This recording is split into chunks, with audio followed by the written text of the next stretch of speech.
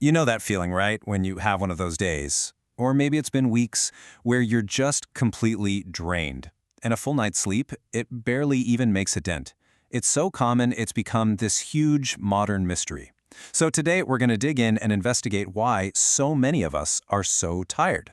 I mean, it's one of the most common questions we ask ourselves, our doctors, and let's be honest, Google probably at 2 a.m.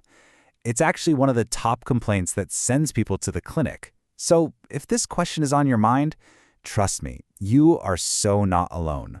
To really get to the bottom of this, let's first figure out what we're even talking about. Okay, so first things first, let's get really clear on this. We're not just talking about being a little sleepy, needing a nap. Fatigue is a whole different beast. It's this deep, persistent exhaustion, a total physical and mental drain where even the smallest tasks feel like climbing a mountain. It's that feeling like your personal battery is just always running on low, or even empty. All right, like any good detective story, we've got to start with the usual suspects. So let's round them up. These are the things most of us probably think of first when we feel that familiar, bone-deep exhaustion setting in. And yeah, for good reason. Not getting enough sleep, or just not getting good quality sleep, that's a huge one, obviously. Then you've got lifestyle stuff, right? Your diet, whether you're exercising, and of course, stress. That creates this nasty feedback loop in your body. And we can't forget about potential medical stuff or mental health challenges like depression and burnout. These are all definitely major pieces of the puzzle. But what if that's not the whole story? I mean, what if you're doing all that stuff right and you're still exhausted? Well, this is where our investigation gets really interesting. Because the most surprising culprit, the real hidden mastermind, it's not in our bodies. It's not in our sleep schedules. It's actually happening inside our brains. So this all comes down to something called evolutionary mismatch. Here's the deal. Our brains today are pretty much the same brains our ancient ancestors had. But just look at the kinds of decisions they were making. High-stakes survival stuff. Where's the water? Do I hunt or do I gather? Now look at us. Which socks match my pants? What should I have for lunch? Should I cancel that meeting? Our brains just weren't designed for this constant, non-stop barrage of tiny, complex decisions. All that mental friction, it's completely draining.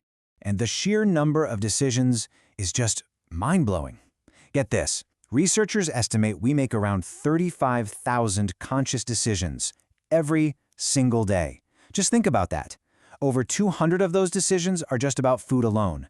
And all that nonstop activity firing away in our brains, well, it has a very real, very physical consequence. So what is that consequence? Well, it comes down to a neurotransmitter called glutamate. Every time you make a decision, your brain uses glutamate to send the signal. But here's the catch. After the signal is sent, a little bit of it gets left behind. And as you make more and more decisions throughout the day, this leftover glutamate starts to build up.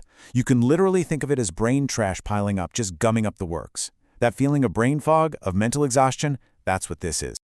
Okay, so while all that brain trash is piling up, something else is happening. Another chemical called adenosine is also building up.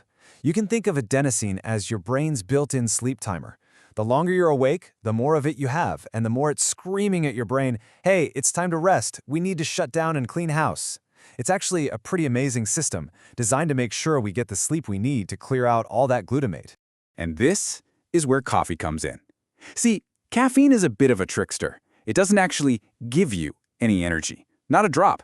What it does is it sneaks in and sits in the exact same spot that adenosine is trying to plug into. It basically puts its fingers in your brain's ears so it can't hear that you're getting tired signal. But here's the thing. The adenosine is still building up behind the scenes. And when the caffeine finally wears off, whoosh, all that sleep pressure hits you like a tidal wave. And that is the infamous afternoon crash. Okay, so we've seen how our modern world is just totally overwhelming our ancient brains. But here's the thought. What if fatigue isn't just a bug in the system? What if it's a feature? What if we've been looking at this whole thing completely backwards? What if being tired is actually a message? Now, this is a huge shift in how we think about tiredness. Think about pain, right? Pain is a signal that says, hey, stop doing that, you're going to get hurt. Well, what if fatigue is the same kind of thing? It's not a weakness, it's not your body failing you. It's a protective signal from your brain, a governor on your engine, telling you to slow down before you actually run out of gas. So, why would your brain slam on the brakes like that? Well, when it picks up on a threat, And to your brain, a threat can be anything from chronic work stress to inflammation from a poor diet or even emotional trauma. It can flip a switch into energy conservation mode. This isn't you being lazy, this is a primal survival instinct kicking in, deciding that it's safer to conserve energy than to spend it.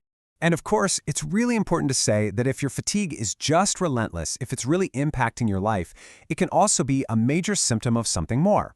Conditions like depression, ADHD, PTSD, chronic fatigue syndrome, they are all deeply tied to this kind of brain-based exhaustion. And that's exactly why it is so important to listen to that signal and talk to a doctor or a professional. So, if fatigue is a signal, then the goal isn't to find a better way to ignore it, right? It's not about hacking our way through exhaustion with more caffeine. The real path forward, it's about learning how to listen, to actually tune in and hear what our bodies and our brains are trying to tell us. Okay, so how do we actually do that? How do we listen? Well, number one, a consistent sleep schedule is probably the most powerful thing you can do. Going to bed and waking up around the same time, even on weekends, helps set your body's internal clock. Second, simplify your decisions. Cut down on that glutamate buildup by doing things like planning meals or picking out your clothes the night before. Third, and I know this sounds crazy when you're tired, is to move your body. Gentle, regular exercise actually creates more energy in the long run. And finally, try to get some natural sunlight in the morning. It's like a reset button for your entire sleep-wake cycle.